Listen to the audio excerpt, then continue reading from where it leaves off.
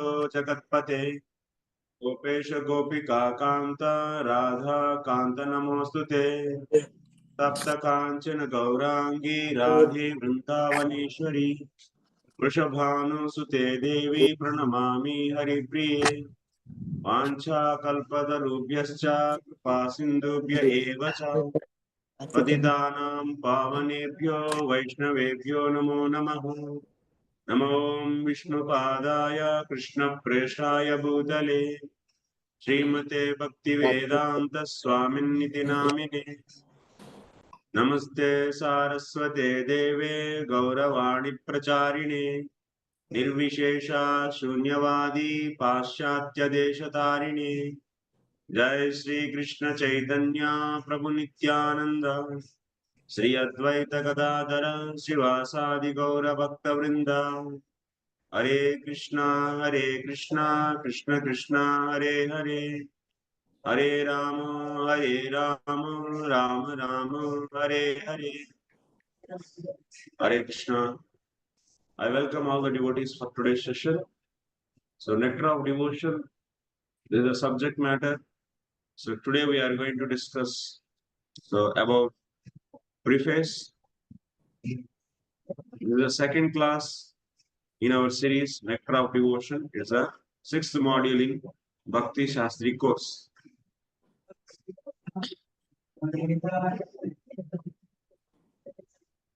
So, today we continue whatever we discussed in last class, wherever we stopped from there. So, we discussed importance of the studying the nectar of devotion, and also we discussed about the who is Rupa Goswami and what is nectar of devotion and what is the Bhakti Rasam Sindhu, what is the difference between these two. So how this nectar of devotion came. So this is also I explained, and how this Bhakti Rasam Sindhu is the base for the nectar of devotion. Bhakti Rasam Sindhu was written by Srila Rupa Goswami Pad. And who is Rupa Goswami? How, from where he got the instructions, that also we discussed. We are all following the instructions or the guidelines given by the Rupa Goswami. So that's why we are all known as Rupanugas. So this point also we discussed. Let me share my screen. Where we start from there, we can continue. My voice is audible for everyone. Is it clear voice? Any background noise is coming or dominating? Okay, it's fine. Yeah, it's okay.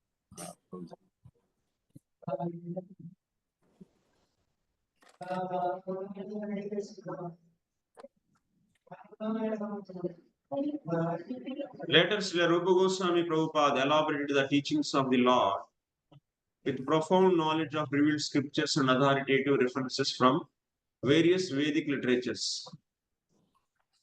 Srila Srinivasa Acharya describes in his prayers to the six Goswamis that they were all highly learned scholars, not only in Sanskrit but also in foreign languages such as Persian and Arabic. It's also it finished. So, we are therefore generally known as Rupanugas or followers in the footsteps of Srila Rupa Goswami Prabhupada. It is only for our guidance that Srila Rupa Goswami prepared his book Bhakti Rasamrita Sindhu, which is now presented in the form of the Nectar of Devotion. Original book is Bhakti Rasamrita Sindhu, that is being presented by Srila Prabhupada in the form of the Nectar of Devotion.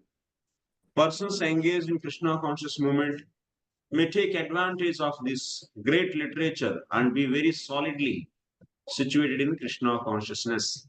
So that means this Nectar of Devotion book is very important for the practitioners. So who are joining in this Krishna conscious movement, They must read this book because it is describing how to do sadhana bhakti. And once the sadhana bhakti is mature, so what is bhava bhakti? How to know what are the symptoms of bhava? That is also being explained. And after that, further, so prema.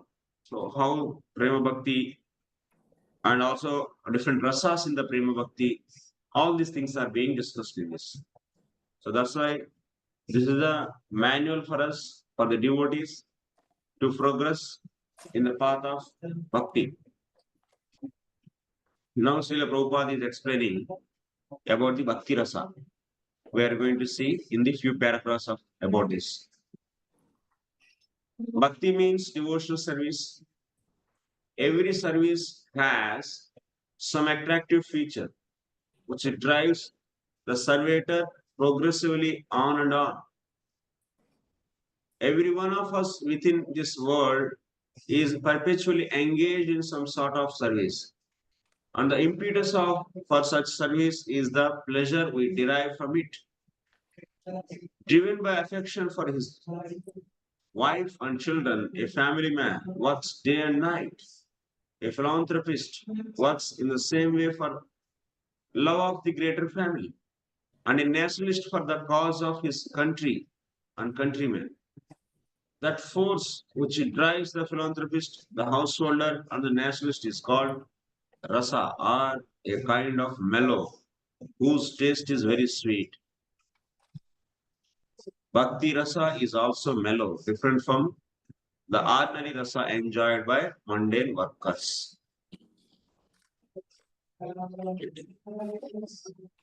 In this material world also, everyone is taking rasa.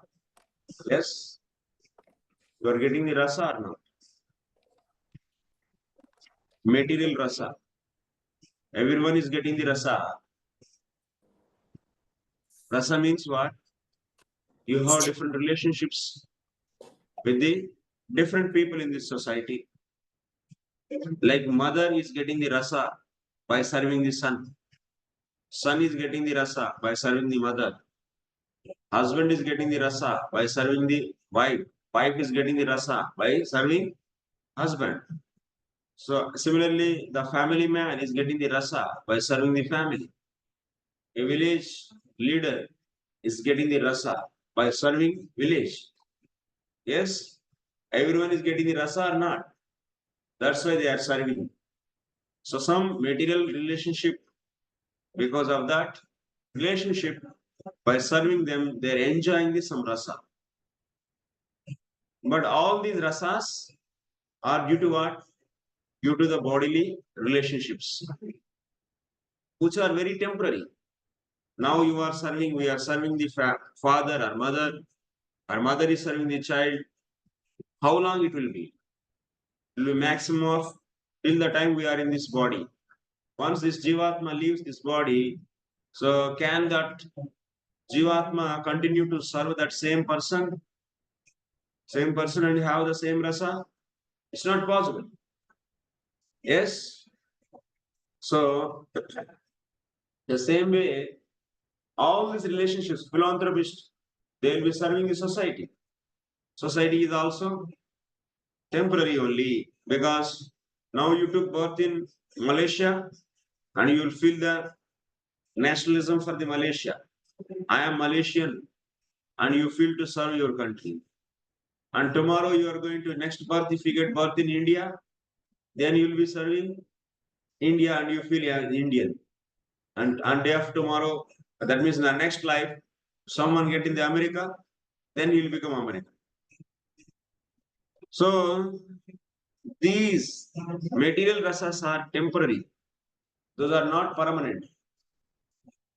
But what is a permanent rasa? That is bhakti rasa. That means when this jivatma develop his relationship with the Lord, so then in that relationship jivatma serves, then it is going to get the bhakti rasa.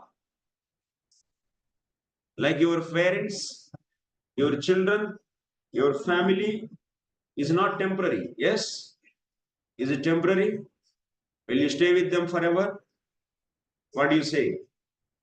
Is it permanent for this? Is it not permanent? Is permanent? You can stay in that family forever? I'm asking question. It's not permanent. It's only temporary. So serving them and enjoying that rasa by serving them, this is also not permanent. But Jivatma, when it develops a relationship with the Lord, and this relationship is permanent. Your relationship, whatever you develop based upon the association of the pure devotees, you will be awarded with the particular relationship with the Lord by that relationship. So if you serve the Lord and whatever the rasa is coming, that is bhakti rasa, it will be there forever. You will be there forever, and Lord will be there forever, and your relationship with the Lord will be there forever. This rasa is permanent rasa. So one has to seek for this. His human life is meant for a relationship, developing the relationship with the Lord. That means one should develop bhakti rasa. So for that he has to do sadhana. He has to do sadhana. So he has to become a full sadhaka. Pure sadhana bhakti he should do. Then after that he can get the relationship with the Lord. These relationships also various types. So one is like various relationships like conjugal love. This is another one kind of relationship. And next parental relationship. Another is friendship and servant and master relationship. So like this, we have majorly these four kinds of the relationships. These relationships are there in the spiritual world also. Jivatma can participate in this relationship. This is the real relationship, permanent relationship. Mundane workers labor very hard day and night in order to release a certain kind of rasa which is understood as sense gratification. The relish, that means in the material world, your relationship you are having with the various people, and this relationship is is nothing but what? Is a sense gratification, and you are enjoying that sense gratification using the material senses. And when you develop relationship with the body, with the with the Lord, then you will be given with the spiritual body, and you are going to serve the Lord with the spiritual body, and your spiritual senses are being gratified in that. Simple, very simple actually. Now we are in the material body. When we do devotion, when we do the sadhana bhakti, one is going to get the spiritual body, and he is going to serve the Lord, and his spiritual senses are being satisfied. This is going to happen. A businessman is not satisfied by working the whole week.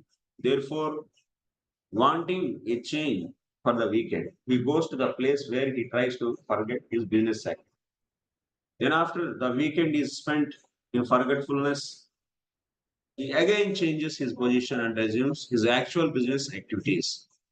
Material enjoyment means accepting a particular state for some time and then changing it.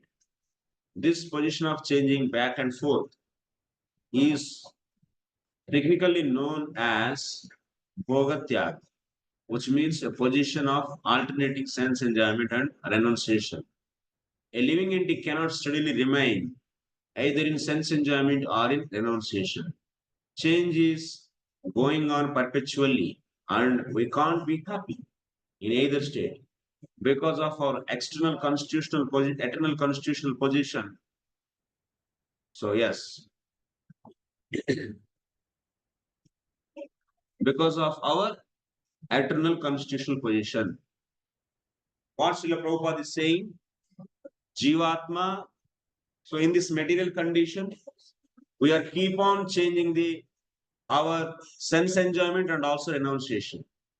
Sometimes, yes, we are working, Prabhupada is saying here, we are working for any company for a whole week, or we want change actually. We want enjoyment, that's why one will be taking the retirement, that means off, break for that, and on weekends, you go for the enjoyment. And even sense enjoyment also one cannot do for long time. He stops that, once again he comes back to the work. So like this, keep on changing. We are keep on changing our enjoyment here, because that is not the really permanent enjoyment. Like if you are given with the laddus, it means or some sweets, you are not going to. If you feel, you can feel happy or enjoyment for 1, 2, 3, or 4 or 5. But when this five you have eaten, then you have eaten, then what will happen? If you are given another 5, then you will feel very distaste in that sweet. Initially, you are liking so much. When it is given more, then you will be saying, I don't want. That means material enjoyment is cannot be continued for long time. But in the case of the spiritual world, spiritual enjoyment, it's ever increasing actually. Ever increasing, and it will not be stopped. One will not be get bored by the spiritual pleasure. And real intelligent person has to search for search for that happiness. But in this material world, any sense gratification cannot be done for long time. Keep on changing, changing, changing, changing. That's why it is known as Chapala Sukham. Change is going on perpetually, and we cannot be happy in either state because of our eternal constitutional position.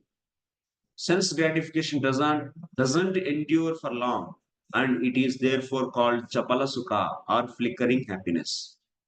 For example, an ordinary family man who works very hard and day and night and is successful in giving comforts to the members of his family, thereby relishes a kind of mellow.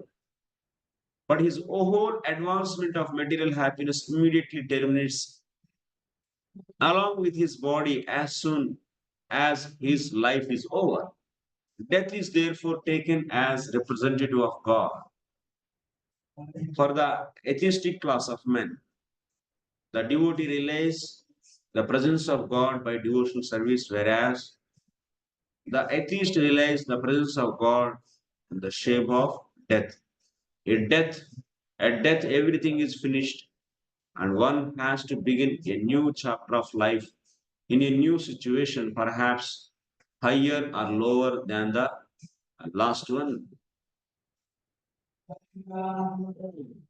So, whatever the mellow we are enjoying in this material world, you might be nicely being happy with your family and your family members, and feeling that you are blessed with this family members, blessed with this husband, blessed with this wife, blessed with these childrens. You might be feeling blessed. You may feel that you are blessed with your parents. You may feel that blessed with the friends whomever you are having, and you might be thinking that this is so nice and this is the best situation, and I'm so happy with all these, and I am so safe. You might be thinking, but actually, no situation in this material world is permanent. The family members who are there with you now, so after some time, so those family members will not be there as same. Like the family members who are there 30 years back with you, those few of those members are not there now.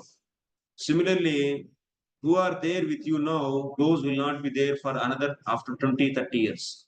And maybe some new people may come. So after some time, you yourself will not be there actually. This is going to happen. So this is a harsh reality in this material world. So that's why one should not waste more and more time to entertain the material relationships.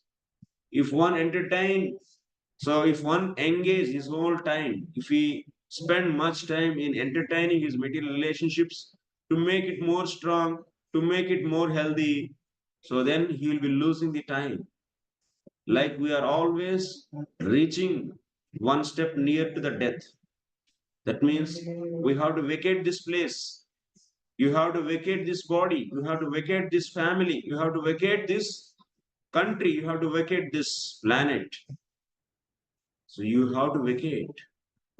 So before vacating, what you will be doing? You will be doing the more precious work, more important work you will do. If someone is going to say you have to vacate this, then you will be doing the important thing. So similarly, since you have to vacate this body, you because you have to leave this body here on and leave this body and go somewhere else. So that's why we have to do the important work before vacating this body, using this body. What is that? One should develop the permanent relationship with the Lord. And for that, what he has to do? He has to do the sadhana bhakti. And how to do that sadhana bhakti? Bhakti Rasamur Sindhu, Nectar of Devotion is going to teach you. So that's why Nectar of Devotion is very much important for all of us. So we have to learn how to do bhakti from Nectar of Devotion. We have to be cautious. So how to what to do and what not to do. Those are all things are taught by Nectar of Devotion, this book.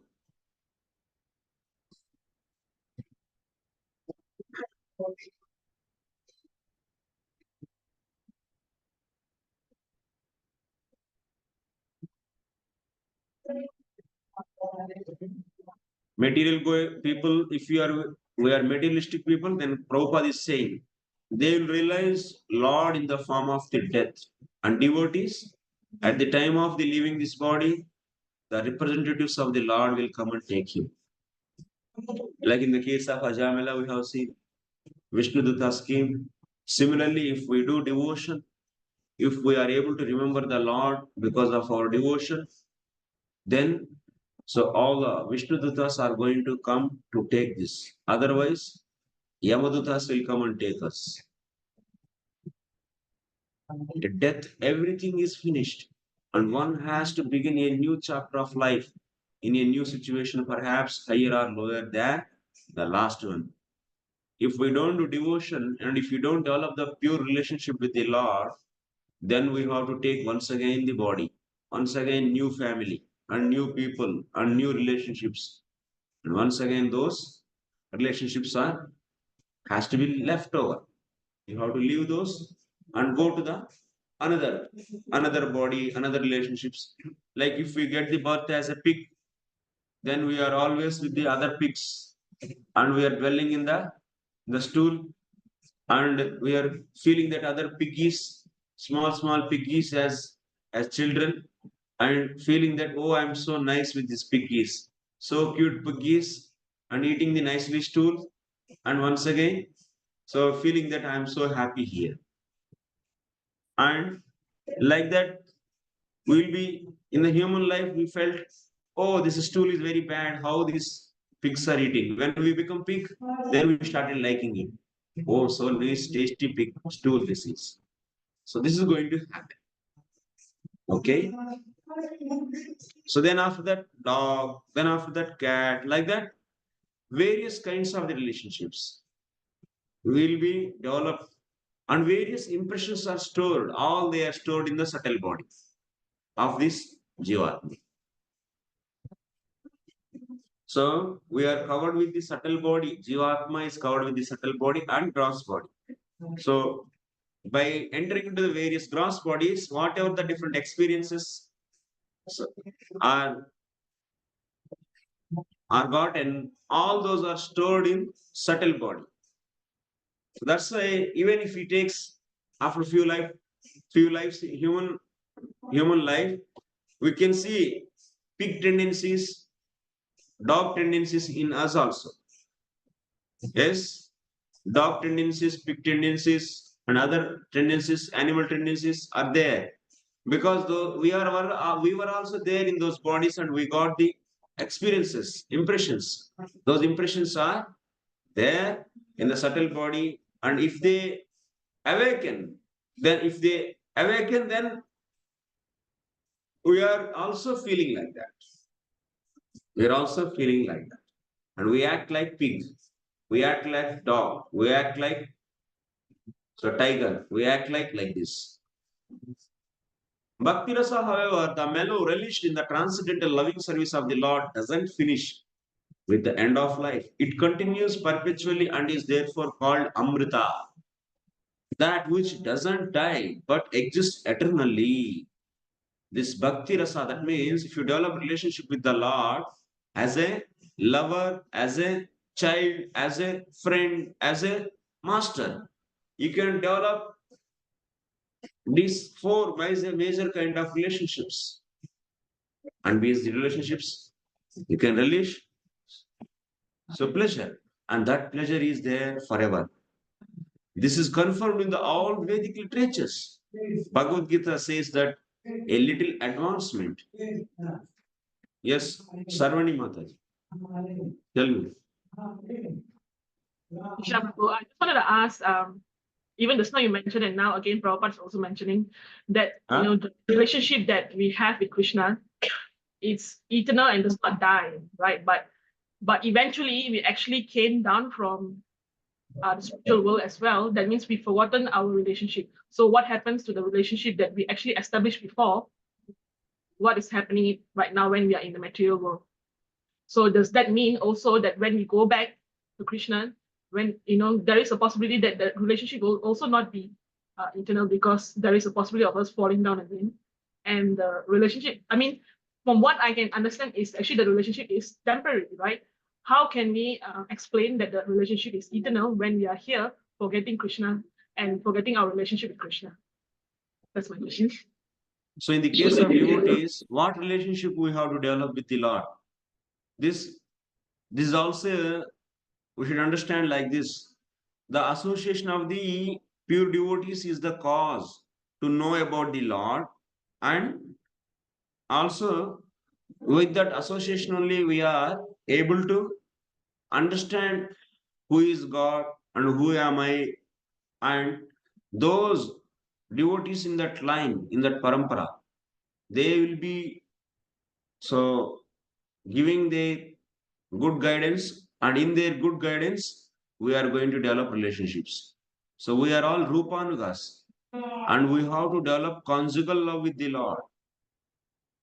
Being the followers of Rupa Goswami, we are all connected to the Gaudiya Vaishnava Sampradaya, because we got this association of the devotees, Srila Prabhupada and his disciples, his great grand disciples and others. They are giving their association, and because of that we are connected to this Sampradaya, and our relationship is what? Serving the Rupa Goswami. We are Rupanugas. We follow in the footsteps of Rupa Goswami, and is a Manjari. We are developing the conjugal love with the Lord. Okay? And what will happen if we discontinue? Then it will be continued in this without getting the perfection. So in this lifetime, so if you leave this body, in the next life it is being continued, and same thing will be continued. Okay? Prabhu, actually, my question is that originally we were with Krishna, right? And that means that we have actually developed our relationship with Krishna. But eventually we've forgotten the relationship. What originally? Originally, nobody is originally with Krishna. Weren't we with Krishna before? Jivas are two types. One Jivatma is from the beginningless, Anadi. It is the part and parcel of the Paramatma. That means Karnano Sai Vishnu. It is there in this material world. And there is one more Jivatma type, another type of Jivatmas, which are having the, by nature, they are having the Bhagavad Tattva Gnanam, and they are there in the spiritual world. So like this, Prabhupada is also writing in the Bhagavad Gita. So 18th chapter, sloka number, I think 36 or something. And type Jivas are two types. And also we can hear from the Bhakti Sandarbha. Jivatmas are two types. Some Jivatmas are eternally there in the spiritual world, and some Jivatmas are there eternally in the material world. From the beginningless, they are there in this material. So that means it's Okay. not that we were envious with Krishna before and when we fall down. It's not like that. No. Okay, Prabhu, thank you so much. To make all of us to understand, so Acharyas are said like that. But originally, in the Bhakti Jivatma course, I have did the one course recently. Jivatma course. In Golok Vani, it is there. If you have time, please refer that actually. Please hear that course. Jivatma. It is maybe some 1 hour or 16 sessions are there. Each is 1.5 hours, I think.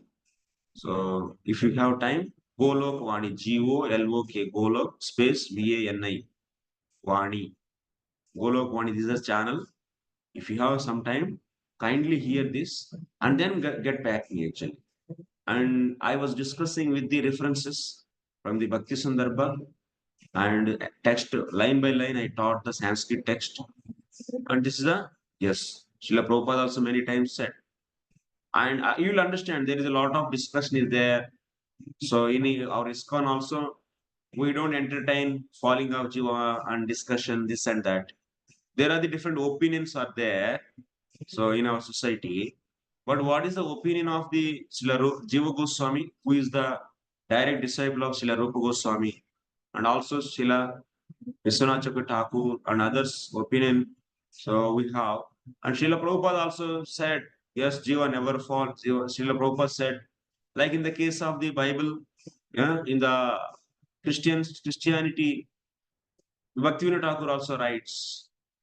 So this is, so sometimes that means, like in the Christianity, this Adam and another woman is there, one male and female.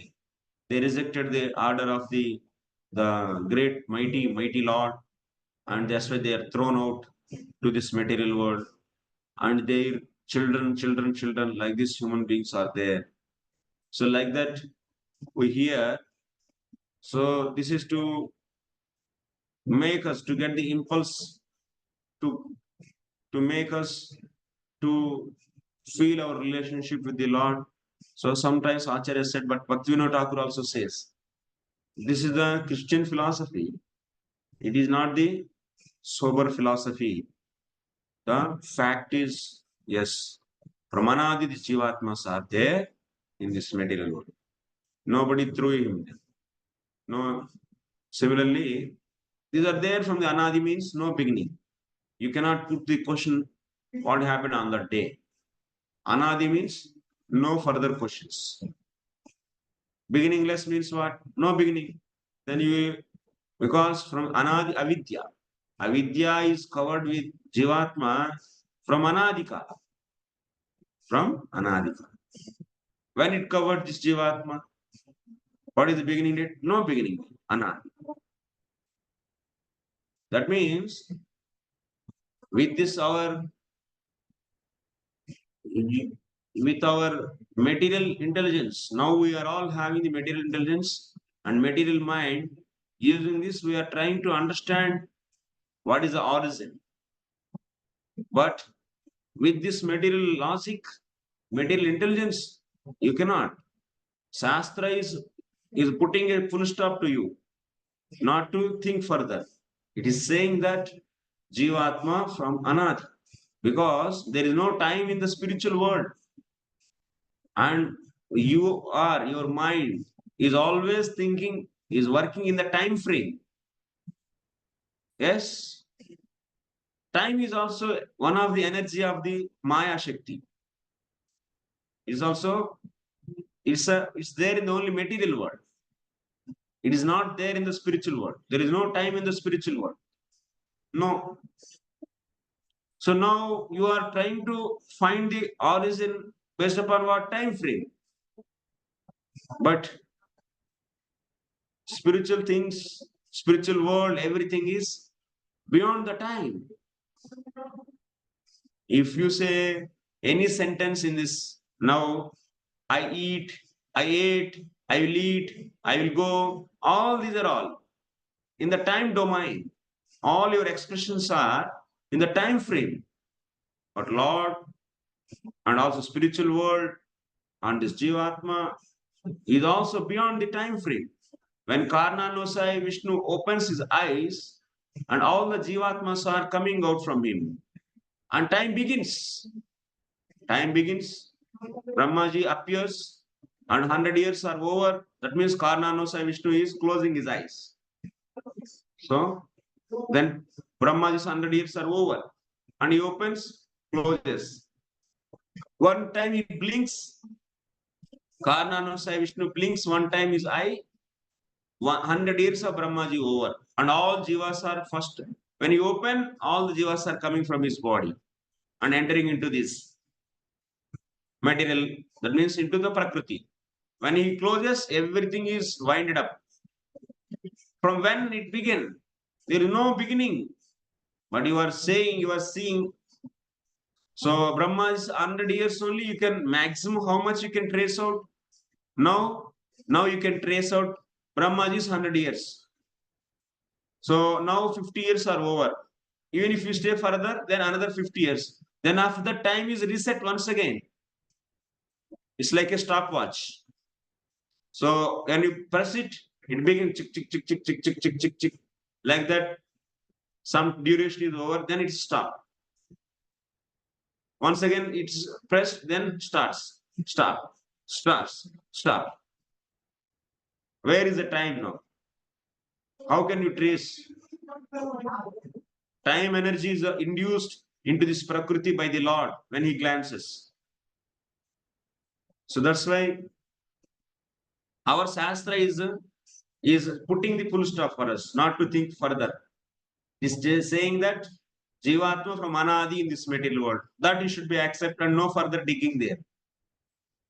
Then this Jivatma will go back to the Lord when he get the knowledge about the Lord, Paratattva Gnanam. When it comes to know the Lord, then it will go back. So how this opportunity will be coming? By the association of the devotees. By the association of the devotees, it is coming to know about the Bhagavan who is there in the spiritual world. And material world, Paramatma is there. In the spiritual world, Bhagavan is there. So Jivatma is the energy of the Paramatma. And it can go to the Bhagavan by doing the devotion. By doing the devotion. So for that, so who is going to give devotion to this Jivatma which is there from Anadi in this material world? Association of the devotees. And what kind of relationship it is going to develop? The type of devotees it is going to associate. It is said in the Bhakti Sandarbha. Okay, if you have further more time, I have series of lectures on Bhakti Sandarbha. In the same Golokwani, so more than 150 lectures or 170 lectures maybe. You keep on hearing those. Then you will understand what is origin, how the relationships are developed, what is the importance of the Sadhu Sangha. Everything you will understand. Okay? You have a lot of homework to discuss further. First do this homework. Sarvani, where are you?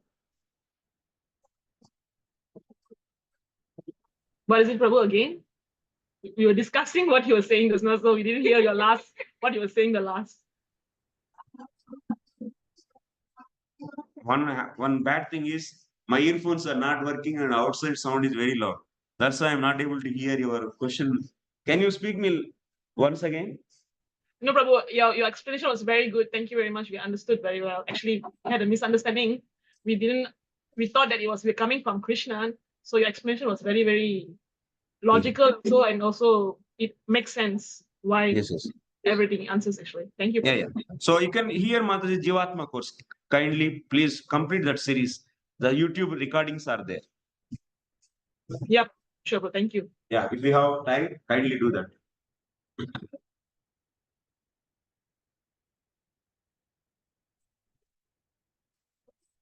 So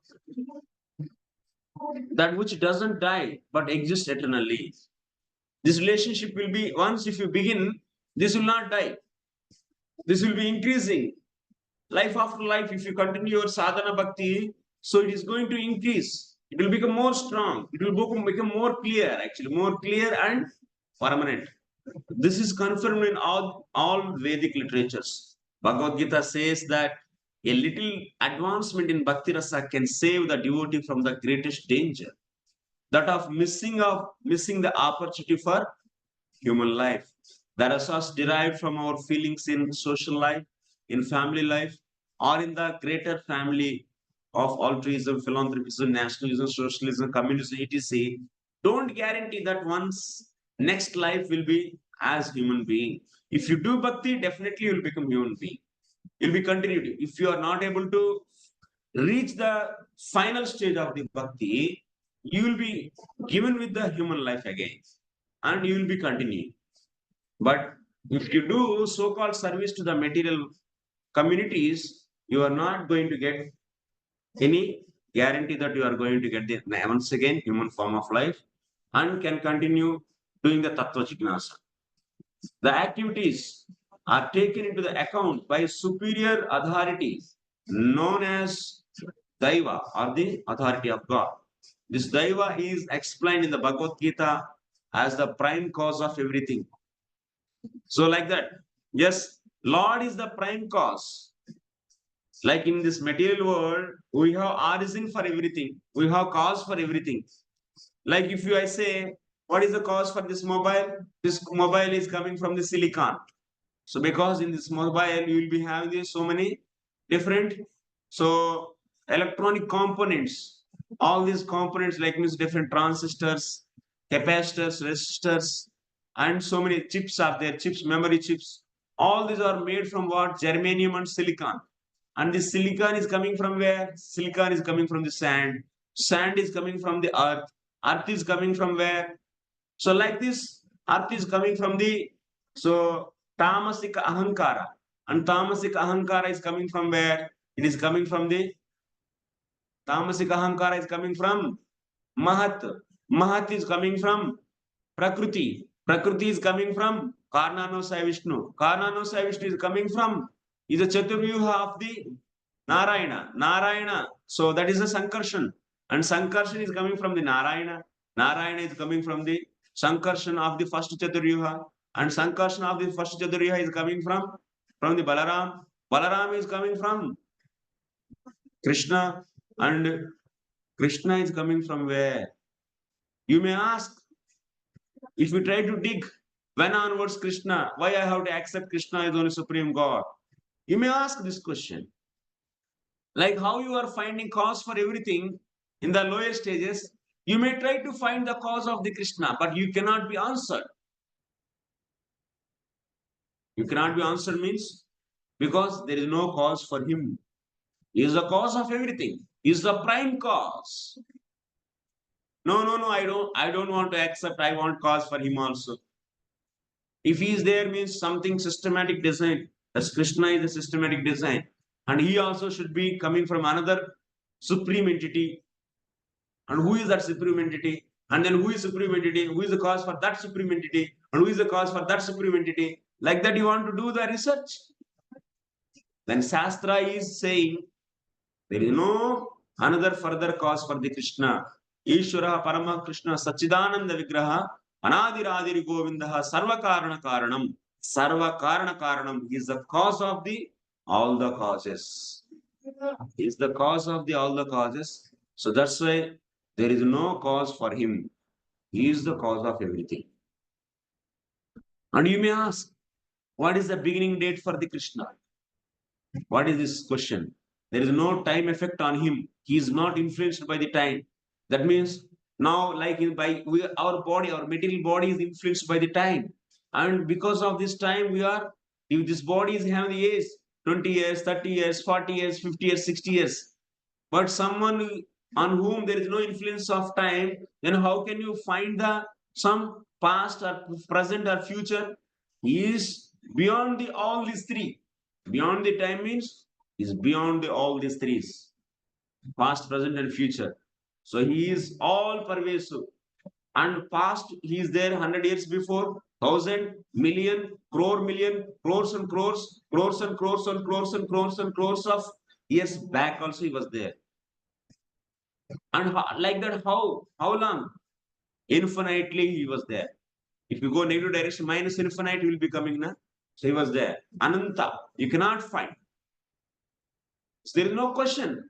So spiritual realm is completely different from your material conception, your material thinking. Your material mind is always functioning in the time frame, and spiritual entities and spiritual components are beyond the time. Even Jivatma is also beyond the time. So that's why. Then how to accept these realities, these harsh realities? Our material logic always asking the cause of the cause. Then you just wind up your so-called logic. Your logic doesn't have any value actually. Material logic doesn't have any value. Independently, material logic doesn't have any value. So then compared to the material logic, who is the superior? Shastra is the pramana. Who is pramana? Highest pramana? Shastra is the pramana. Our material intelligence logic is not the right source to get the knowledge, to know the new things. Tarka pratishtanat. Tarka apratishtanat. Tarka doesn't have any standard position to produce the right knowledge. No, it is not an independent element which can give the right knowledge. No. Using tarka, using logic only. That means you have to surrender your logic in front of Shastra Pramana. Shastra is the highest Pramana. Pratyaksha and Anumana. Anumana means Tarka. Tarka doesn't have any highest role. So that's why Shastra is saying Krishna is the Supreme Personality of Godhead and you have to follow. You may say, why I have to follow Shastra? Then your logic is defective. Your Pratyaksha Pramana is defective. All your other Pramanas, whatever are there, Jiva Goswami is explaining. There are the possible of 10 Pramanas. What are those? Pratyaksha Pramana, Anumana Pramana, Shabda Pramana, Aitihya Pramana, Upamiti Pramana, Asambhava Pramana, Asha Pramana, Chesta Pramana, Abhava Pramana. So like this, you have total 10 Pramanas. Arthapatti, Upapatti Arthapatti Pramana. Like this, 10 Pramanas are there. All these 10 Pramanas among this Shabda Pramana. And that too, what kind of Shabda? Shastra is the defectless Shabda. So that's why defectless Shabda is nothing but the Shastra. Shastra is the highest Pramana. This is saying that Krishna is the Supreme Personality of Godhead. And Shastra is only the right source to get the knowledge. And that is saying, and you have to have faith on the Shastra, and you should accept the teachings of the Shastra, and you should accept the Lord's position, and you should do the service as explained in the Shastra. That is the Bhakti Rasamrita Sindhu is also is compiled by the Rupa Goswami based upon the Shastra. That is the Vedas, that is the Upanishads, that is the Puranas. And based upon Puranas, based upon Agama Shastras, based upon the Itihasas, based upon the Vedas. So Srila Rupa Goswami Pad compiled this book, and this is also Shastra, and this is telling how to develop the relationship with the Lord, and one has to develop the relationship based upon the instructions in guidelines given by the Shastra, and establish this and become successful and get the permanent mellow or relationship with the Lord. This is the solution. If you don't accept the Shastra, and if you don't accept the guidelines given by the Shastra, and if you want to independently use your logic and want to find the reality, you never come to the truth, and you are always getting the again and again material body, and you are always getting the so-called material pain. Okay? Are you understanding? Hui ku. Take hui. Yes, Prabhu. Huh? Yes, understood. Okay.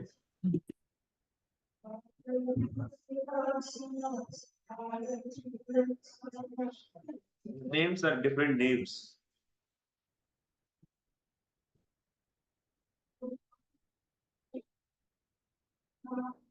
If anyone have any questions on this, please raise the hand.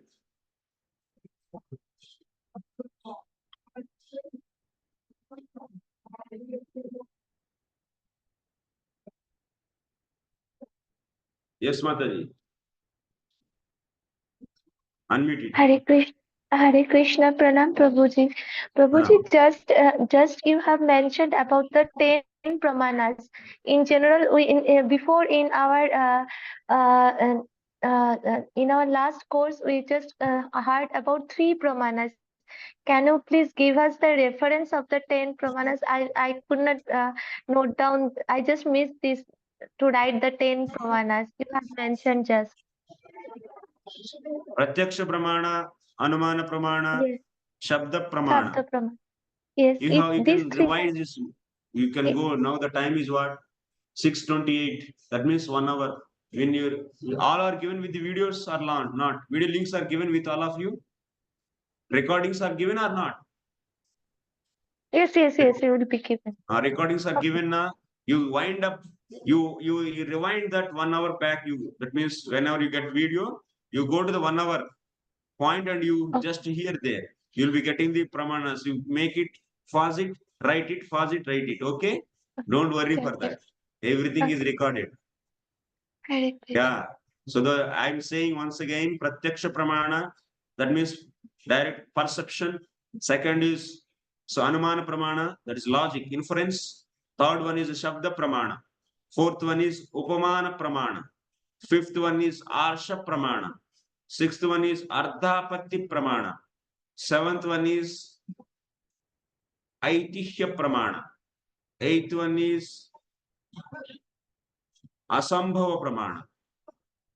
Ninth one is anupalabdhi pramana or abhava. And 10th one is chesta pramana. Okay? Like this, you have 10 pramanas. If you want to know more, okay? There is one more course I did. I'm not advertising my courses. That is not my intention, but I'm saying.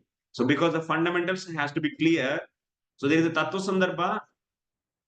In Tattva Sandarbha, Jiva Goswami is explaining all these 10 pramanas and he established Sabda Pramana is the topmost. In that also, that Sabda Pramana is defectless. Shabda Pramana is nothing but this Shastra, and that Shastra is also Vedas, and in that Vedas also you cannot get that means now all the Vedas. That's why Puranas and Itihasas are the alternative for the Vedas. In that Puranas and Itihasas also, Srimad Bhagavatam is the highest Pramana.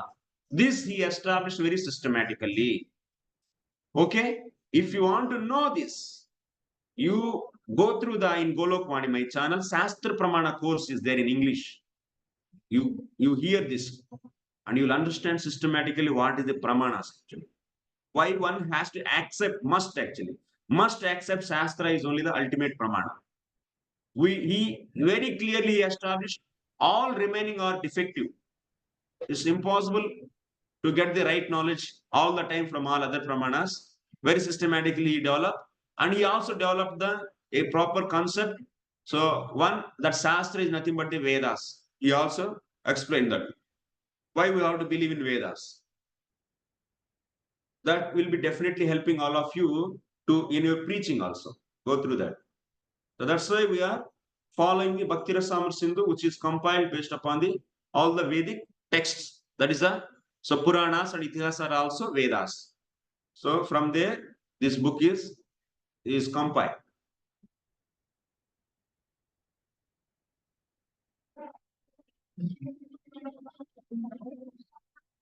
We prepare our next life by our actual activities in the present life. A living entity offered particular type of body as a result of his action in the present body. So like this, we have 84 lakhs of species. So one has to. So if our body at present is engaged in the activities of Krishna consciousness, then it is guaranteed that we will have at least a human body in our next life. A human being engaged in Krishna consciousness, even if unable to complete the course of Bhakti Yoga, takes birth in higher divisions of human society so that he can automatically further his advancement in Krishna consciousness. Therefore, all bona fide activities in Krishna consciousness are Amrita, are permanent. This is the subject matter of Nectar of Devotion. This Nectar of Devotion is going to explain to you what are the Krishna conscious activities one should do. That means 64 limbs of direct devotional service are being explained in this, and how to perform those are extensively explained in this book. So simply our material life, whatever is there, is a nothing, is a temporary.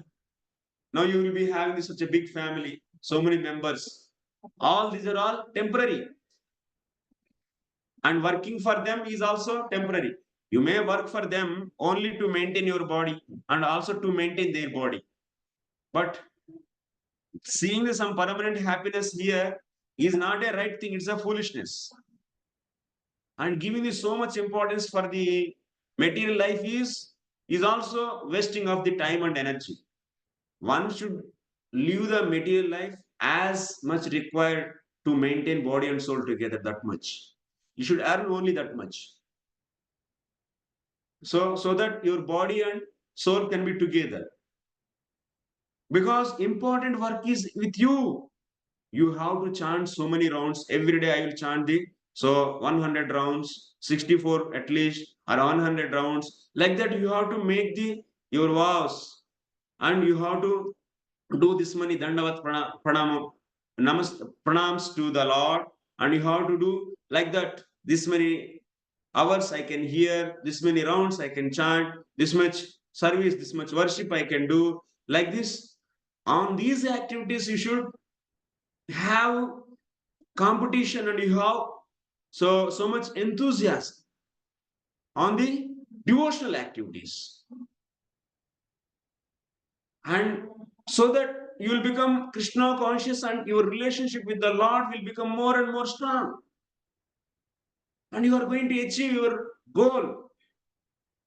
Instead of doing that, now you are putting the target for, now I earned in this life, now in this 10 years I got this building, and I will do more business, or I will do more work, more number of hours I'll work for my boss, and I'll get more money. Then I can build one more house so that my grandchildren also can stay happily. If you make this kind of plans, we are a fool actually. We are fool. We are wasting the time. Yes, simply waste of the time. What is there actually? Next life we are not, next body we are not in that same house. Yes. Then why one has to waste their time like that? Which are very temporary. Prabhupada is saying in all these purports, why you have to waste on these things? Why you have to target for increasing your material status, which is not permanent? We are now always putting the targets that now I am earning every month, so 1 lakh rupees. Now let me earn 2 lakhs. For that, what should I do? For that, what company I should change? What new work I should accept? What kind of new business I can start? This and that, this and that. Like that, we keep on planning. This is simply waste of time. Only to maintain body and soul together. If you are getting this much food, enough with that. Be happy with that. And simple house and little food. But you should aim for what? You should aim for higher cause. You should do more and more spiritual activities. More number of books you distribute and spread the Krishna consciousness. Chant more rounds. Chant more and more rounds and do the deity worship. So serve the Lord in the form of the deity and develop your relationship with Him. And read the Bhagavatam and associate the devotees. Wherever devotees are there, go and sit and hear about the pastimes of the Lord, Lord's beautiful stories. If you do this, then your life will become very successful and you are in the right path. And what kind of various activities you can do for the Lord's service, for developing the relationship with the Lord. All this being explained in this book, Nectar of Devotion. That's why you should read this book. Okay? You are all interested to read this book? Yes or no? Yes. Yes, yes. Yes. My God, little answer is coming. Yes, sir. Thank you. Yes, Prabhu. Okay, thank you. This eternal engagement in Bhakti Rasa can be understood by a serious student upon studying the nectar of devotion. Adaptation of Bhakti Rasa or the Krishna consciousness will immediately bring one to an auspicious life, free from anxieties, and will bless one with the transcendental existence, thus minimizing the value of liberation. So that's why we should not aim for the liberation. We should aim for developing the relationship with the Lord. This is the more important than the just coming out from the material miseries. Because of the so much frustration in this material world and material relationship, many people think that I will do bhakti so that I will be out from this material miseries. This is not the goal of the devotee actually. The goal of the devotee is developing the relationship with the Lord is the goal. You are getting? Yes.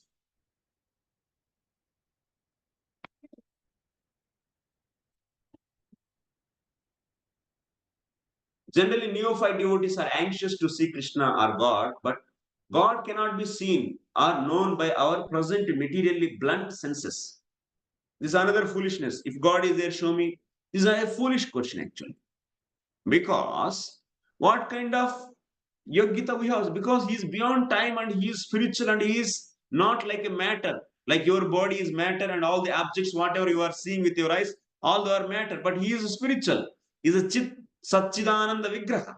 So you cannot see that. Definitely should be special life. He is also like you, your body, his body is also material body. Then how he is God? Can you accept such a person as a supreme? Nobody can accept. That means he should be something different or not from our body, from our material body. His body should be very different or not? Definitely. It should be. Otherwise, how can we accept him as a supreme? So then, such a supreme, how can you see with this material eyes? So for that, you need to get spiritual eyes.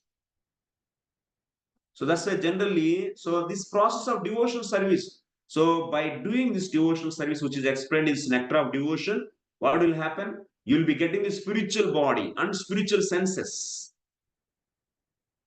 In using those spiritual senses, you are going to see Lord. And you are going to relish Bhakti Rasa.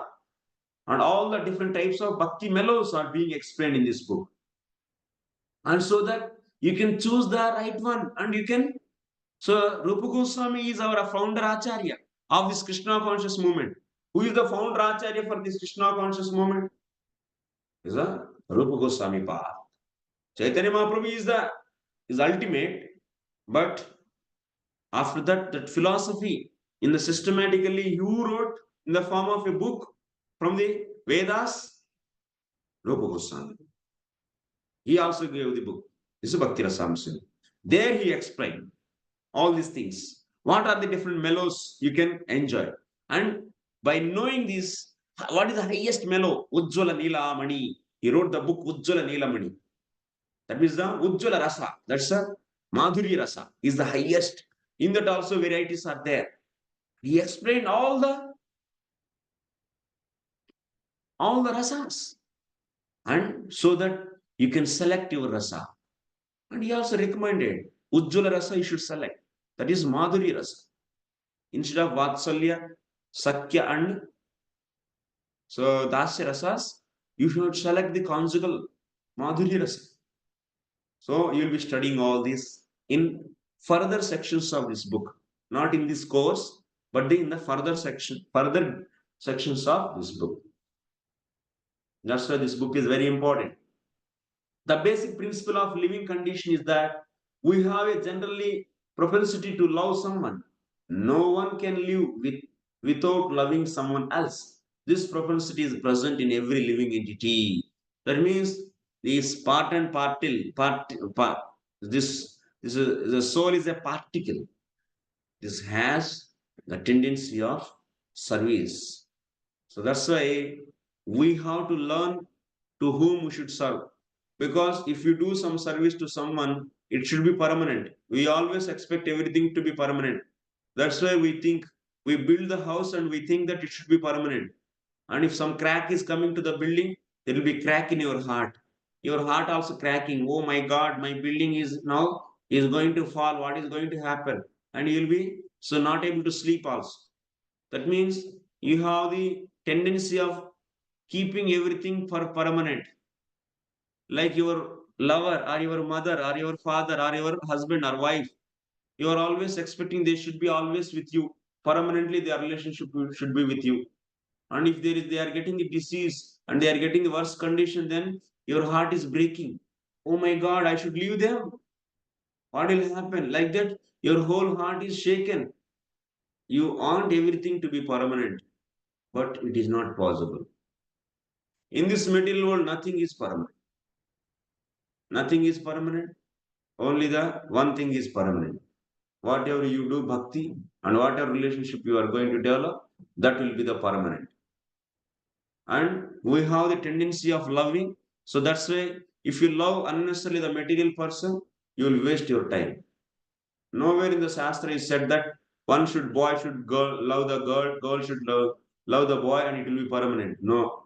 Marriage is also, husband and wife marriage is also only for one to take the sannyas ashram. This is also not permanent. Husband and wife relationship is permanent. Shastra what is saying? Brahmachari, Grihastha, Vanaprastha, Sannyasi. So Shastra is recommending one should leave the so-called relationship, whatever that more strongest relationship in this material world is what? Husband and wife relationship is very strong. Yes, mother and children. This child also, mother also, after some time, child went to the studies and went to out of home and here and there gone. But among these two partners, if one partner is left, they stayed for the 40 years, 50 years. So then, if someone leaves, then how he will be feeling? So he is feeling that everything he lost. This is one of the strong relationship.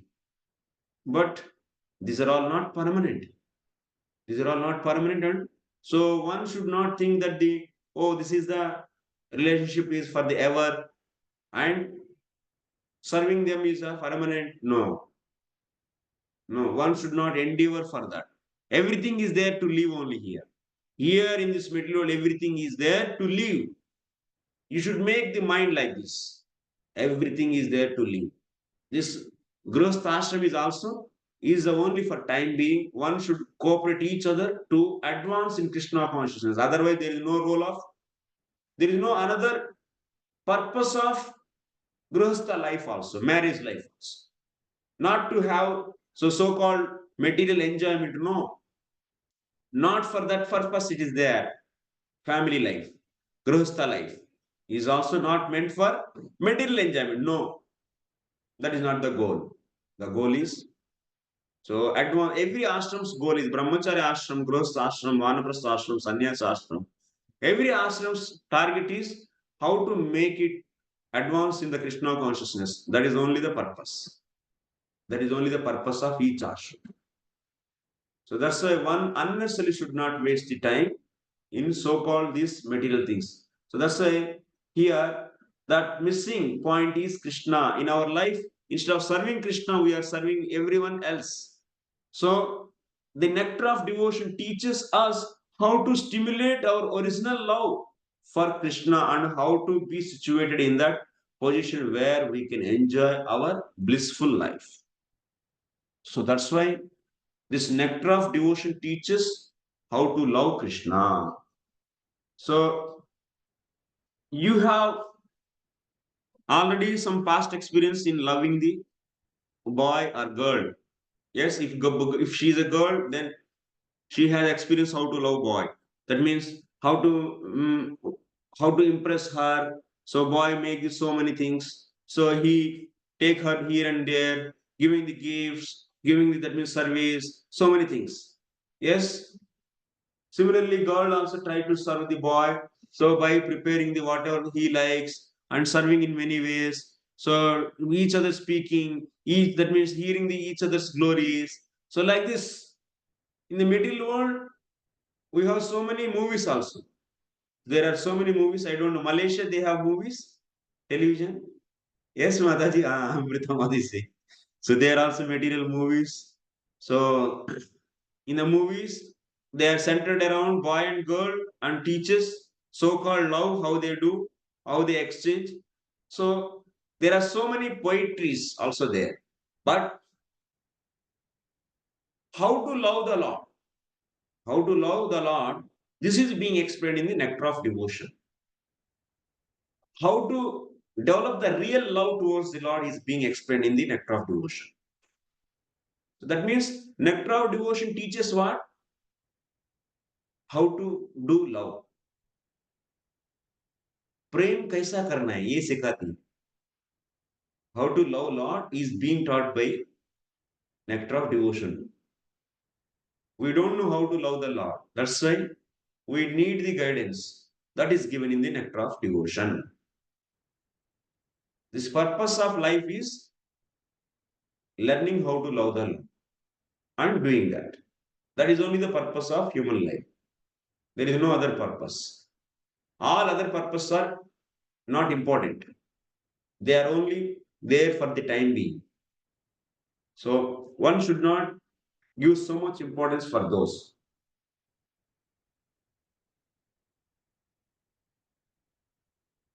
In the primary stage of a child loves his parents, then his brothers and sisters, and as he daily grows up, he begins to love his family, society, community, country, nation, or even the whole human society. But the loving propensity is not satisfied even by loving all human society. That loving propensity remains imperfectly fulfilled until we know who is the supreme beloved. Our love can be fully satisfied only when it is reposed in Krishna. So that means you might be having experience of loving so many people in your life. You might have loved so your grandparents, parents, and your wife or children and your colleagues, your friends, so many. You might have changed so many girlfriends. You might have changed so many boyfriends. You might have felt every time and everyone something lacking. Oh, this person is honesty, but he's not potential enough to give whatever I like. Oh, this person is having potential enough potency that he's having ability to give whatever I want, but he doesn't have any honesty. Like this, you might have seen so many varieties of people in your life as the perfect object for your love, but you are all the time dissatisfied with this. Yes? Yes or no? You might have yes.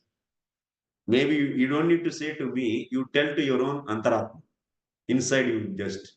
So you might have changed so many, and also in your life also, you have seen, oh, this elder son, elder daughter, younger daughter, you might have thought. So among one, this is I like him and she is or he is the best and best object for my love. That means they are the best people, I should love them. Like that you might have felt. But after some time, you got something lacking in them. These are also something selfish only, like this, or something dishonesty, or like this, like this. So, in this material world, even parents, you might have thought loving parents is the best and lifelong. But that parents also sometimes, when you failure in your life, they scolded and they insulted you and in front of everyone, and they gave a lot of, that means, trouble to you, then you felt, oh, these people also not. Their love is also temporary. If I successful, their love is smooth. And when I am failed, and they don't want to love. So like this, you in all these movies, so-called nonsense movies, they make, oh, this quality if we have, then he is a perfect to love. Like that, they make various combinations and they create the different characters and they make the new movies. But all these movies are failure because they don't want to, they cannot give the right guidance to you. The right guidance, whom one should love, who is the perfect person to love, whom one should love, who is that perfect person, that is being taught to us by nectar of devotion. Everyone wants to find a best lover. Yes. Who doesn't want this? Yes. You want best lover or not in your life? No?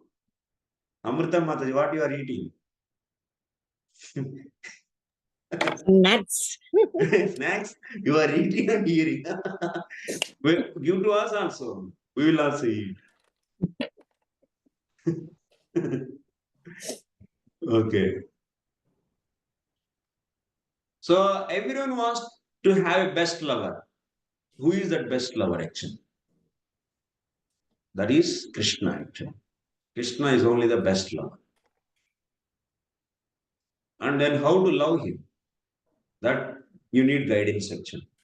That guidance is given in Nectar of Devotion. Okay.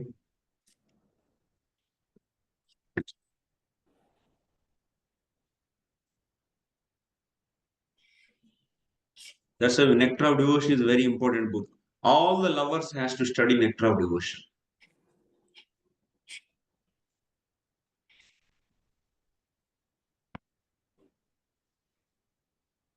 It's a book for lovers, not for the dry philosophers. This book is not meant for the dry philosophers. There is no dry philosophy in this. How to please the Lord by Shavanam, by Kirtanam, Vishnu Smaranam, Pada Sevanam. So, like this, many activities are being explained in this. So, you have to enthusiastically, eagerly should study this book again and again because you want to love Him perfectly. If you want to love Him perfectly, so for that, what kind of consciousness you should develop? That is known as pure devotion. Pure devotion means the right mood to do service. Anyabhilashta sunyam jnana karmadyanavrutam anukulyena krishnanusilanam bhaktiruttama. This is the right mood to love the Lord. You should not love the Lord for your material reasons, for bhukti mukti. All this being said actually. Okay? You should learn. Otherwise, with the wrong mood, if you start loving, then that is impure love. By impure love, Krishna, you cannot achieve Krishna. And you should know what is pure love and what is impure love. If you offer fruit to the Krishna with the thinking of, with the mood of you want to be get out from this material miseries, with that expectation, with that mood, you are offering a fruit to the Lord with love, but you are expecting relief from this material miseries, then it is not a pure love. Your love is shaded. How to love purely? That is being explained in the sloka Anyabhilashta Sunyam. That means lover, everyone expect the pure love or not? You want to be cheated? Your lover, you want to be in material way, if you see, you are, I mean, the material world also you are expecting, which is not possible actually, but still you are seeking for the pure love. Yes? Yes or no? You are seeking for the pure love, but you are getting, you will never get, because in the material relationship there is no purity. They are all the time they are inspired by the modes, either Sattva-guna, Tamo-guna, Rajo-guna. Because of the modes, that love cannot be pure. If your lover is in the goodness, then she will be doing whatever you are liking. If she is in the passion and ignorance, she will be doing at that time very odd things. Then you will be getting the frustration. So, in the material world, you cannot find any pure love. It's impossible. But in the spiritual plane, it is possible pure love. With Krishna, that's a spiritual. So there is a pure love. So if you have to know pure love. That means you should know pure devotion. Okay, that we'll be discussing in the future. This book for the lovers, not for the dry philosophers or not the dried people whose heart is dried, whose heart is just filled with the frustration, not for them. Who wants to nicely love and care the Krishna, for them this is. Our loving propensity expands just as a vibration of light or air expands, but we don't know where it ends. The Nectar of Devotion teaches us the science of loving every one of the living entities perfectly by the easy method of loving Krishna. That means art of loving is being taught by Nectar of Devotion. You have to remember these points for entire course. You have to become a lover to the Lord. For that, you are studying this book. You want to become a perfect lover, pure lover, not the impure lover.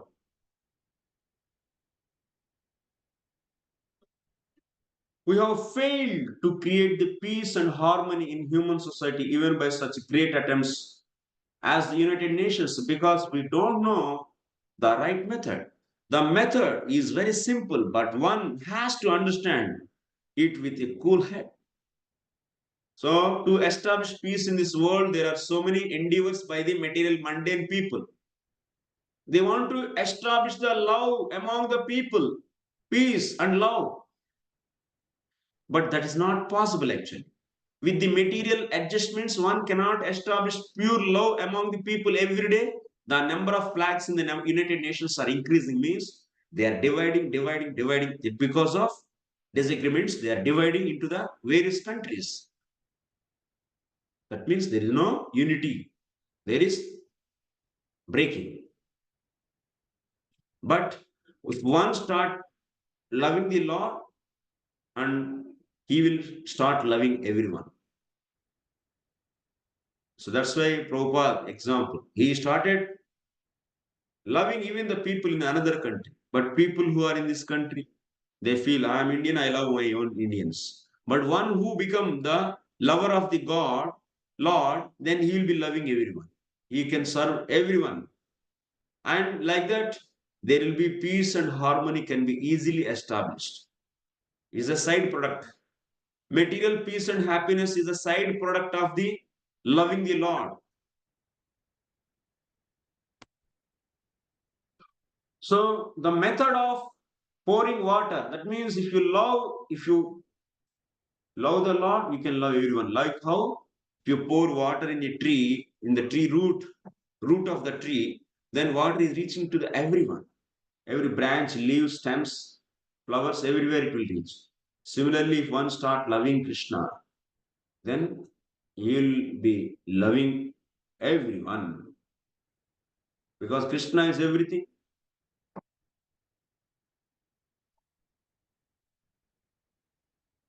So,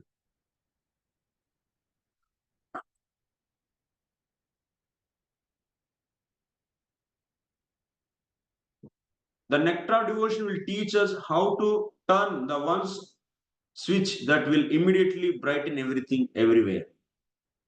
So that's why you make the notes, points. Nectar of devotion, what it is going to do. The nectar of devotion teaches all men how to perform simple and natural method of loving Krishna, the Supreme Personality of Godhead. This is the main point actually. How to love Krishna is being taught by nectar devotion. How to love him purely, that is also being taught. As far as material necessities are concerned, the human civilization at the present moment is very much advanced in living comfortably. But still, we are not happy because we are missing the point. The material comforts of life alone are not sufficient to make us happy.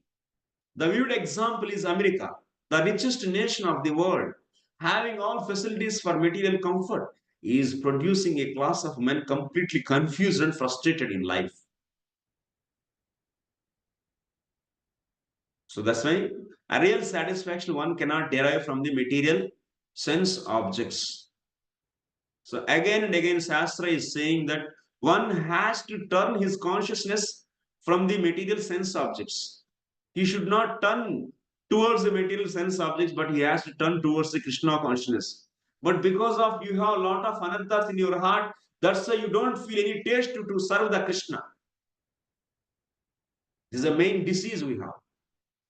Because of so many offenses, even after hearing so many times, we are not able to get the taste in devotion because of your previously done anarthas towards the holy name, Lord, devotees, and service, dham, so many.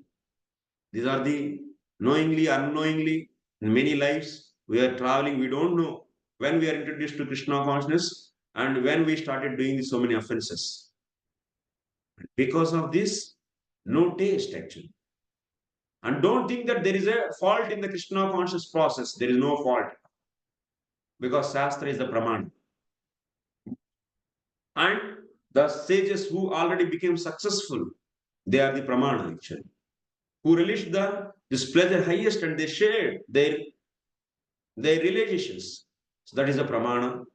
And on top of that, actually, Shastra is the pramana, so which is saying that this love is really melody. It's very tasteful actually.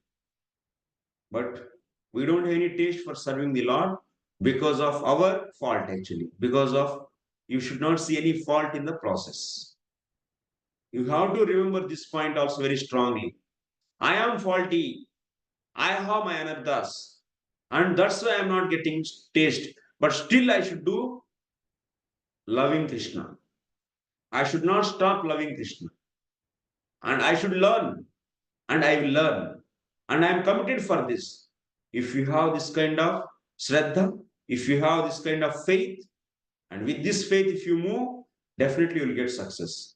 But if you see that means, oh, I am not getting present any taste, and you are giving importance for the nonsense things in your life, for the sense gratification, and increasing your material comforts, then you are the loser actually.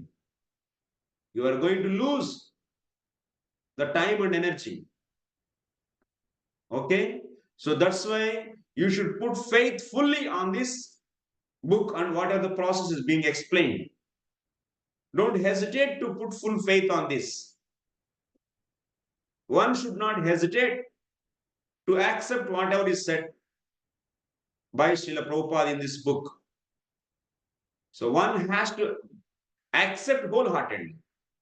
Then you will be definitely getting the success. You should have faith. And don't expect that now immediately I should get the enjoyment, the mellow taste, devotional mellow. It is there, but because of anarthas, you are able to taste only a little bit. Like Prabhupada gives example, like a jaundice. If someone got the jaundice, this is a disease actually. Jaundice disease. So even if you give the sugarcane juice, which is very sweet, tasty, but you'll be feeling very much bitter. But one has to continue to drink that, even it is bitter. Then disease will be over, then you'll be feeling mellows. The same way, you'll be tasting the taste, sweetness in that. Same way, we have to be patient. Shastra, one should put full faith on the Shastra. And with that full faith, one has to recommended process recommended by the Shastra. That process you should follow. But people who are in the mode of passion and ignorance, who are always agitated by the passion and ignorance, who are having the material life is only the beautiful life, because of this being influenced by the mode of passion and ignorance, they cannot understand, they cannot put faith on this Shastra. They are driven away actually. And they are just running in this material world like cats and dogs. So just going in the big vehicles here and there for only just gratifying the senses, to get the some sense objects, earn money and get the sense objects, bring it to home and enjoy it. For this purpose, they are simply wasting time. And they are not able to, if you say it's about the Shastra, they are not able to accept because they are now in the full of passion and ignorance. They are in the clutches of Maya and they are fully influenced by passion and ignorance. So that's why this is very, very dangerous situation. You should not be influenced by them. You should not go behind them, actually. If you go behind them, your little bhakti, your little shraddha on the Shastra will be over, finished.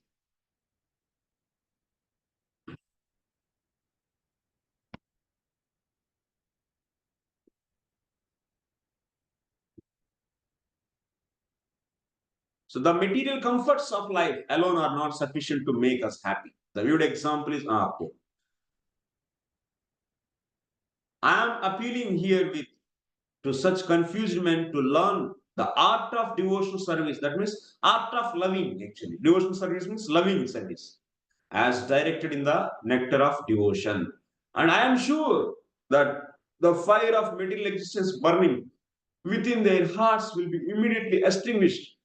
The root cause of our Dissatisfaction is that our dormant loving propensity has not been fulfilled despite of despite our great advancement in the materialistic way of life. So that means every Jivatma is part and parcel. Jiver Surupir Hoi, Krishner Nitya Das. Jivatma by nature, what it is a part and parcel of the Lord, and it is a meant for the serving the Lord. That is a constitutional position. That is the original position of the original status of the Jivatma. You are not the prime minister, you are not the father, you are not the mother, you are not the child, you are not the husband, and you are not the wife, you are not the king, you are not the Brahmana, you are not the Vaishya, you are not the Kshatriya, you are not anything. You are really what? You are the servant of the Lord. You are the servant of the Lord. This is the constitutional position, this is the original position of the Jiva. And this has to be remembered by everyone. Everything, whatever you are feeling, that is because of out of the body. And all the other relationships and other designations, whatever you are getting, those are all because of being in the body. I am pig, I am cat, I am dog, I am human. These are all because of being in that particular body. But actually, everyone is what? Jiver Suruper Hoi, Krishner Nityadas. So it is eternally servant of the Lord, and that has to be revived, and that is possible when you do practice whatever is said in the Nectar of Devotion book. The root cause of our dissatisfaction is that our dormant longing. The Nectar of Devotion will give us practical hints how we can live in this material world perfectly engaged in devotional service and thus fulfill our desires in this life and the next. The Nectar of Devotion is not presented to condemn any way of materialistic life. So it is not presented to condemn any way of materialistic life, but the attempt is to give information to religionists, philosophers, and people in general how to love Krishna. This is the meant for how to love Krishna. This book is going to teach how to love Krishna. This book is for the lovers. One may live without material discomfort, but at the same time, he should learn the art of loving Krishna. At the present moment, we are inventing so many ways to utilize our propensity to love, but factually, we are missing the real point, Krishna. We are watering all parts of the tree, but missing the root, the tree's root. We are trying to keep our body fit by all means, but we are neglecting to supply foodstuff to the stomach. So missing in our life is what? Krishna is missing in our life. We are so much influenced by the modes, even after hearing about him so much, not able to serve him actually because of anarthas. Missing Krishna means missing one's self also. Real self-realization and realization to Krishna to go together simultaneously. For example, seeing oneself in the morning means seeing the sunrise also. Without seeing the sunshine, no one can see himself. So Prabhupada is saying, even one to have the self-realization, so he has to first, that is possible with the realizing the Krishna. That is real self-realization. That means you are realizing yourself as soul is not sufficient. You should realize yourself as servant of the Lord. This is the perfect realization. Perfect self-realization. What is the real self-realization? Realizing myself, oneself as soul, realizing oneself as Brahman. This is not the perfect self-realization. The perfect self-realization is realizing oneself as servant of the Krishna. That is possible when you realize Krishna as the master.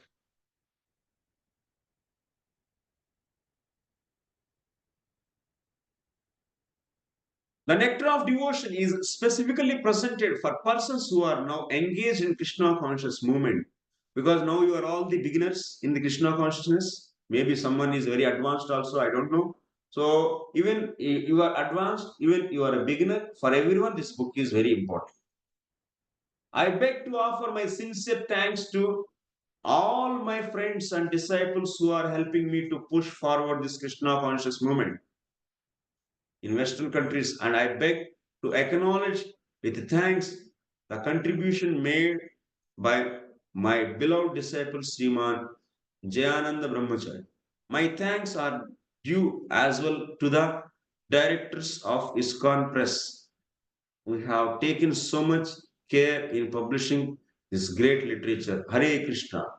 A.C. Bhaktivedanta Swami, 13th April 1970, ISKCON headquarters, Los Angeles, California. Okay. Any questions on preface? Is it clear? Shall we go to introduction now? Yes, we'll start introduction now. I need 23 classes at least. We have 19 chapters. So almost all 1.5, more than 1.5 for the preface and introduction also. Then after that, slowly we will enter into the subject matter. In introduction also, sloka starts. It's one way I'm just speaking. You want to speak something? You want to say something? Anyone wants to say something? I'm just what? Huiku. What is your name? Huiku. Yes, I. Oh, you have something to say. No, Where is no. your tilak? Tilak is there? Is there, huh? Achha. Everyone should put tilak in the class. While they come to the class, they should wear tilak and in proper dress and covering the head with the Mataji, they should cover head with the yes, sari. And they should wear tilak. And also, yes, you are all devotees, na? You should put tilak and come in the proper dresses.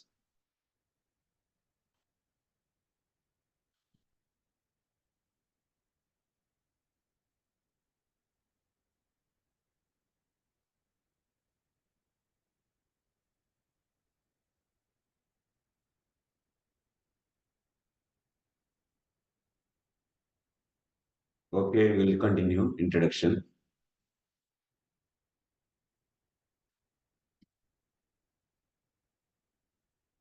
Invoking auspiciousness, Lord Sri Krishna is the supreme personality of Godhead, the cause of all the causes, the reservoir of all rasas or relationships, which are called neutrality, passive adoration, servitorship, friendship, parenthood, conjugal love, comedy, compassion, fear, chivalry, ghastliness, wonder, and devastation. These are the 5 primary rasas: Shanta rasa, Dasya rasa, Sakhya rasa, Vatsalya rasa, and Madhuri rasa. These 5 are the primary rasas.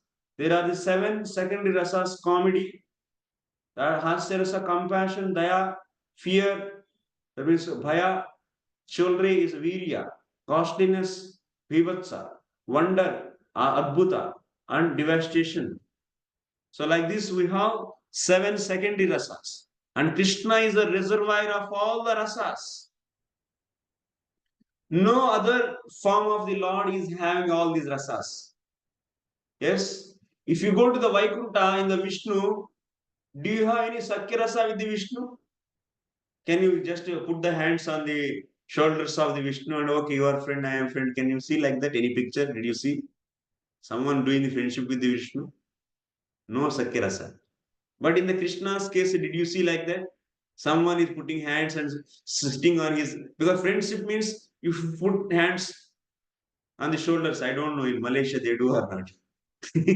So it's like an Indian culture only, na? Tamil culture, na? Malaysia means most of the people.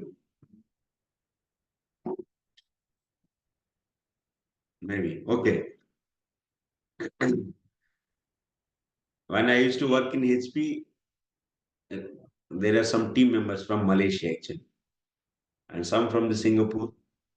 So that means in Malaysia, the people come from China, from other countries also they come and settle here, from China, from Singapore, like that. Yes. Yes, Prabhu. And yeah. So these primary rasas, all the rasas actually, who is the reservoir? Which form? Like you have so many forms, like Nrsinga, Vamana, Matsya, Kurma, Vishnu, Rama. Like this, so many forms are there for the Lord. These are all avatars of the Lord. But what is the original form? What is the origin of everything? Origin means it should be having all the rasas. Like with the Nrsinga Bhagavan, Nrsinga Rupa. Will you do the friendship? Sakya rasa is possible with him. Hey Nrsinga, okay, I am also lying, you are also lying, like that. Can you do friendship? It's not possible actually. Maximum what is possible? Das rasa is possible. Do you have any conjugal relationship with the Nrsinga? It's very difficult actually. Imagining itself is it. With Matsya, Matsya is very difficult. Conjugal love with the Matsya is very difficult. It's not possible actually. There are only Dashrasas or Santarasas are possible. With Vishnu, Dashrasa is possible, and also, yeah, Lakshmi and other Lakshmis, they have conjugal love, but that is also in a restricted way, actually, is in Aishwarya. But there is no. So conjugal love is also varieties. So Vipralamba and Swalamba. Vipralamba means having the conjugal love with others, otherwise. That is there in that? Is not there. In the Rama, so in the case of Vishnu, do you have any Vatsalya rasa? Making Vishnu a small boy and feeding the milk, like that, is it possible? This kind of mood you can cultivate with the Vishnu form? Can you cultivate this kind of relationship? That rasa is not there in that form. It's not at all possible. But if you go a little further, with the Rama, can you do this? Yes, you can do this. Like Mother Kaushalya, you can also assistant, become the servant of the Mother Kaushalya, then you can love Rama as a child, like Ram Lal. Now they are going to install Ram Mandir actually, this deity is being installed. You might be knowing this news. In Ayodhya, so the temple is built, Ram Mandir, after so many years later. There was fighting, and then finally there, Ram Lal, that means young boy, young Rama is being installed there. So, in the case of Rama, you can find the Vatsalya rasa also. You can find the conjugal love. But that is with only Mother Sita. He is going to accept any other wives? No wives. No other wives. And he is going to have any other wives intercourse with other wives? That means all his potencies only. He is having like that kind of Vipralamba? No. That means Rama is also not reservoir of all the rasas fully. Then which form is full reservoir of all the rasas? That is Vrindavan Krishna, not the Dwarika Krishna. Dwarika Krishna also doesn't have all rasas. Only the original form, that is Vrindavan Krishna, is having all the rasas. He is the Yashoda Nandan. He is the reservoir of all the rasas. And all the kinds of relationships are possible with him. So that's why who is the original form of the absolute truth? Who is original? With Krishna, you can make him master, you can make him friend, you can make him child, you can make him lover also. And with him also, all the kinds of the conjugal relationships are possible. That's why Krishna is the reservoir of all the rasas. In this way, who is Supreme Lord? Krishna is the Supreme Lord.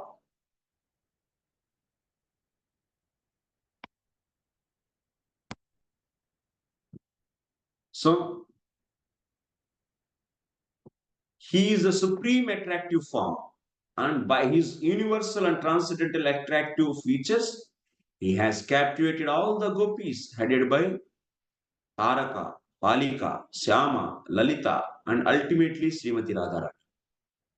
So all these, so now you might be thinking otherwise and this and that. Your contaminated mind might be thinking, but all the energies, his internal potency only manifesting into the different forms of the gopis, and he's going to have so relationship with them. So that he's relating with all the time with his own potencies.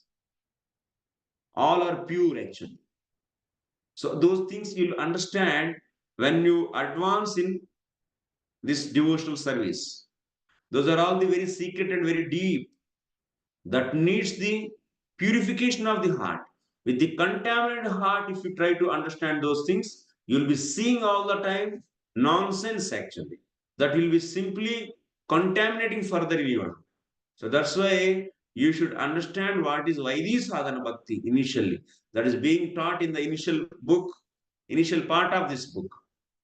Then further you'll be advancing in the various kinds of relationships of the Krishna with the various entities.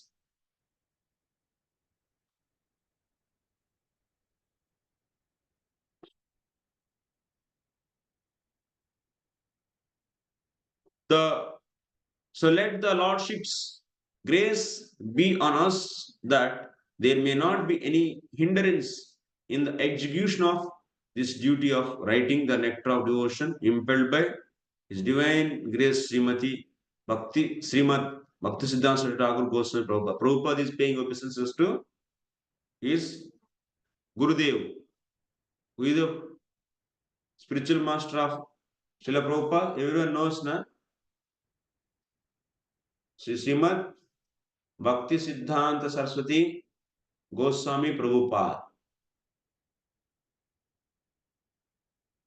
Let me offer my respectful obeisances unto the lotus feet of Srila Rupa Goswami Prabhupada and Srila Bhakti Siddhanta Saraswati Goswami Prabhupada, by whose inspiration I have been engaged in the matter of compiling this summary study of Bhakti Rasam Sindhu.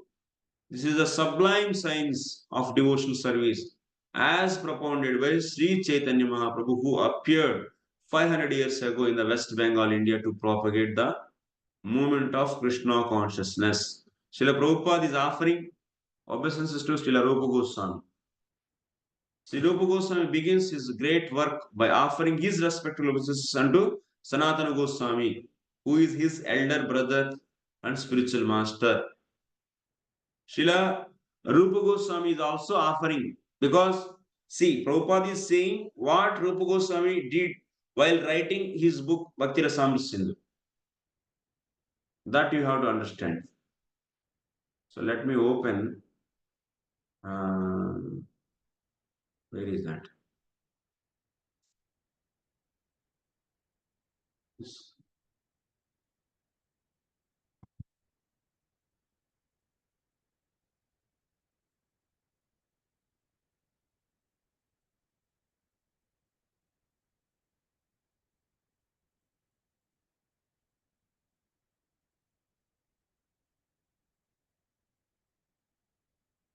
Where are you going? 24. Two members are.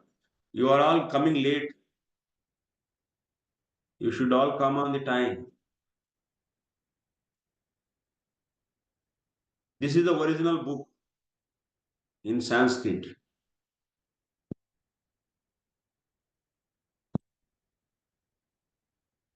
All of you know Devanagari script? How many of you know Devanagari script? Raise the hand. Illa. Oh. Sap. What is your name? Satap. Shaptaparna, Prabhuji. My name is Shaptaparna Dev. Saptaprana. Shaptaparna Dev. Sapta. Saptaparna. Shaptaparna. I'm Saptaparna. from Seven Kolkata, leaves. Prabhuji. 7 petals. Yes, yes, Prabhuji. 7 petals. Okay. No one is there. Very nice. You all don't know Devanagari. That means don't need to worry about. So I will read from there time to time, but I will explain in English. But that's why don't worry. Diacritics, I don't know where you can ever I can make you provide.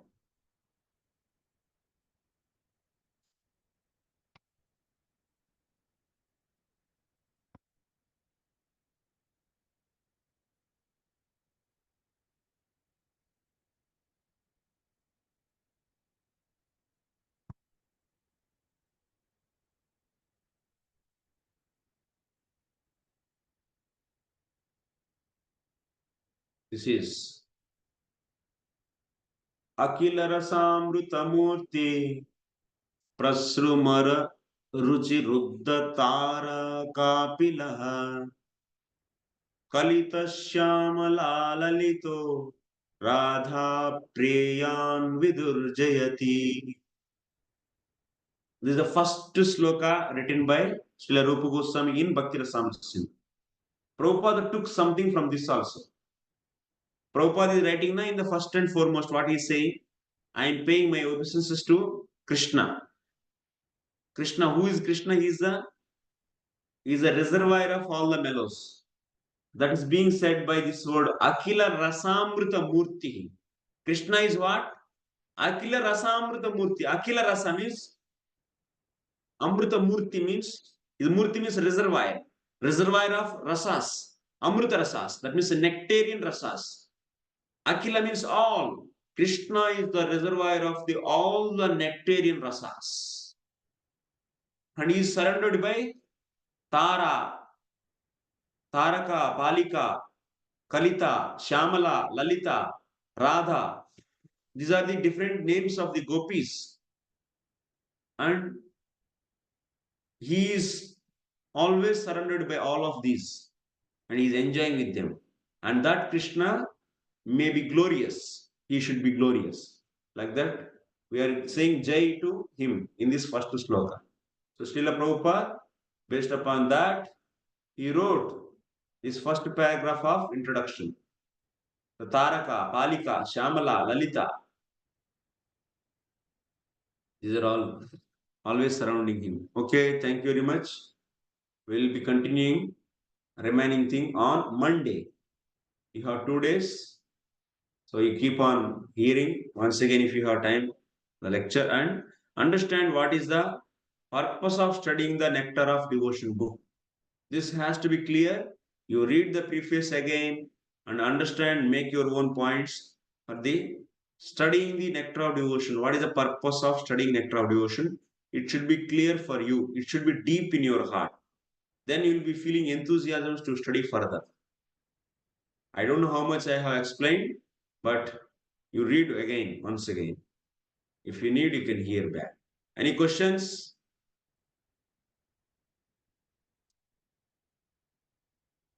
Okay, very nice students, no questions. What is that? Ekanishta Vasudha Mataji. Hare Krishna Prabhu. Hare Krishna. Dandavat Pranam. Yes, Mataji. Yeah, it's mentioned that the purpose of reading this nectar of devotion is to develop the rasas. To develop love. To To develop. learn how to love Krishna. Art of loving. Yes. Okay, so there are different rasas involved. Are these rasas, can they be changed or developed? For instance, let's say maybe in our previous lives, maybe our rasa is probably we have this rasa as probably dasya. I'm just giving an example. In maybe in this current life or any future lives, can that rasa change to some other rasa? Why not?